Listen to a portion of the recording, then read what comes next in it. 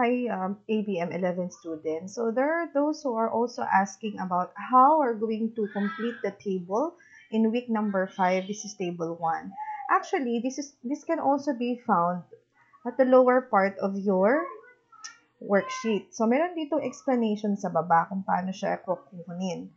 So ang tinatanong dyan ay yung sa discount price, sa trade discount. So dito sa baba na to, pag makikita ninyo sa mga solutions and methods, series of discounts, trade discounts, nandyan yung explanation kung paano kinukuha yung discount rate, kung paano kinukuha yung discount, at saka net invoice price.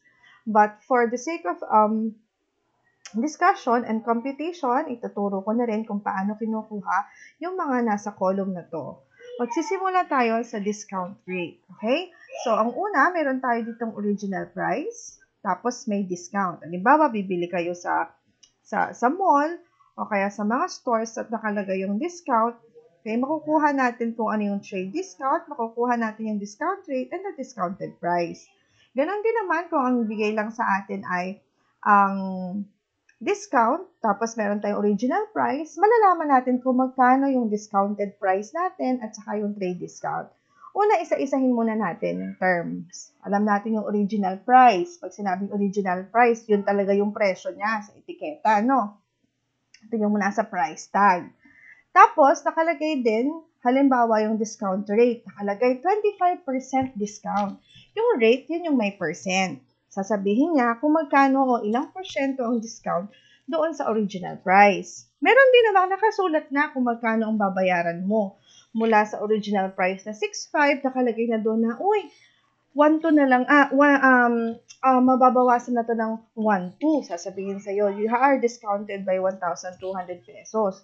O kaya naman, may original price na sinabi na niya kung magkano. Dati, 1.2, naging 500 na lang. Yun naman ang tinatawag nating discounted price. Yung presyo na niya, pag natanggal yung discount, or trade discount, yun na yung discounted price. Ulit, original price, yan yung original na nakalagay sa etiketa. Discounted price, yan na yung ibebenta yung produkto na discounted na. From 1,000, naging 700. Yung 700, yung discounted price. Trade discount, magkano ang discount? 300 pesos ba yung discount? 200 pesos? Kung magkano yung magdi-discount mo, yun yung trade discount. At ano naman yung discount rate? Yung percent na nakasulat. Pag sinabing 10% discount, yun yung discount rate. So, puntahan muna natin ang discount rate. The discount rate is easy to get. Kukunin lang natin yung trade discount divided by the original price. Okay? So, para masagutan yan, i-divide natin yung 1,200 by 6,500 and multiply again by 100 to get the percent. So, using your calculator, you can easily do that. Pero isulat natin kung paano siya kukomputin. 1,200, so trade discount divided by original price, tas i-times natin yan by 100, yan na yung ating discount rate or DR. Okay? So, sagutan natin, meron tayong 1,200, i-divide natin ngayon sa 6,500. Pagkatapos yan, i-multiply natin sa 100 at makukuha na natin yung discount rate. Naka-percent na yan. Okay? So, using our calculator, okay, we can now divide 1,200 divided by 6,500 times natin yun sa 100 at ang sagot ay 18.46%.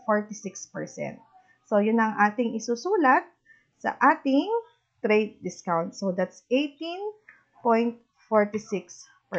So, that's how we get the discount rate. Okay, huwag kakalimutan yan, ha? Okay, para makuha ang discount rate, you have to divide the trade discount by the original price, then times mo sa 100 para makuha yung 18.46%. At paano naman natin kukunin yung discounted price? I-minus lang natin ang original price minus ang discount. Makukuha na natin ang kanyang discounted price or DP. So, 6,500, bawasin natin ngayon yung trade discount na 1,200 is equal to 5,300 pesos na lang. So, from 6,500, nakuha na lang natin siya ng 5,300. Magkano ang naging discount? 1,200. Anong rate nun? Ilang percent yun? That's 18.46%. Okay? So, that is how we get the different parts. Now, what if we are asked to find the discounted price at saka yung original price mula sa discount rate? Ano naman ang pagkuha natin ng original price? Pero ang given natin, imagine na kung ano mga given tayo. Ang given natin ay TD at saka discount rate. TD, discount rate, ang hinahanap natin ay OP. Okay? Mula sa formula na to, ang una nating gagawin ay i-divide natin ang ating TD by the discount rate.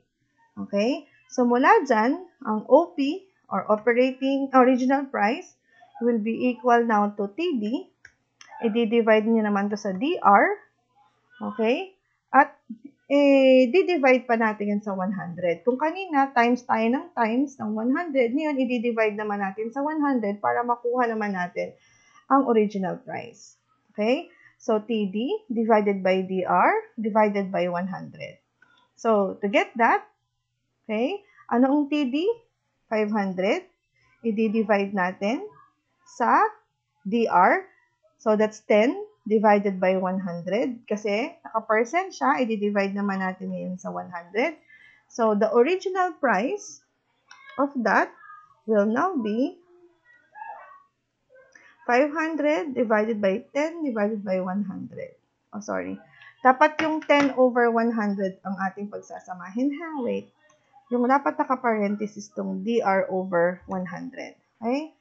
Para tumama yung inyong sagot. Okay? So, yung 10 over 100 is the same as 0.1.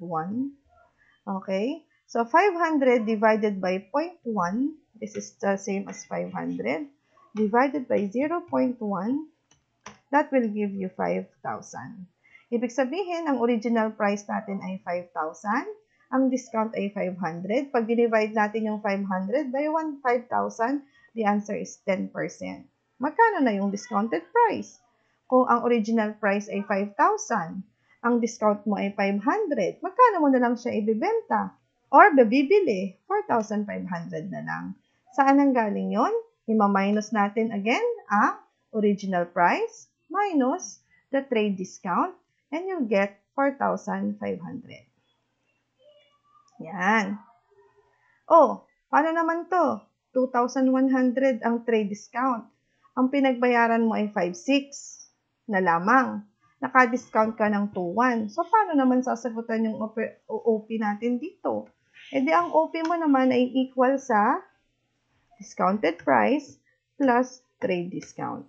Yan naman ang isang paraan ng pagkuha ng OP kung ang given lamang ay trade discount at discounted price. So, kuhanin nyo na lang yung discount rate sa formula na sinulat natin dito. Yan. Next.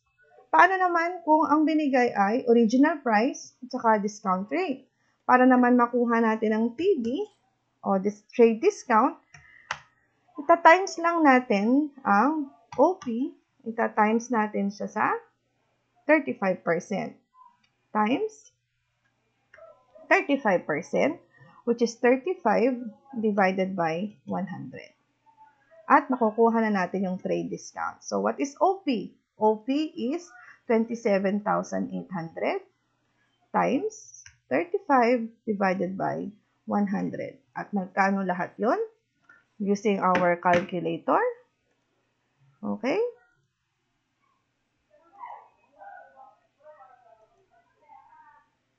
The calculator will now show you 27,800 times 35 divided by 100, which is, 27,800 times 35 over 100, 9,730.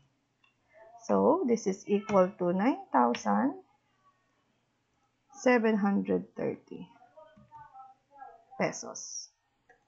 So, kung ito yung trade discount, paano ulit kunin ang discounted price? Minusin lang ulit ito, makukuha nyo na yung sagot dito sa column na to. Okay? So, pag-isipang mabuti. Look at the given formula na important. Okay, next. This table number 2. Discount NIP rate. NIP is net invoice price. Okay? Ito na yung matitirang price natin. Pagkatapos ng maraming discount, parang ganito yung series. Ito yung kanyang presyo. Tapos, nag-discount ng 5%. Nung maka-discount ng 5%, nag-discount po ulit ng 3%. Well, anyway, I'll just put this on another video. Wait, I'll just stop.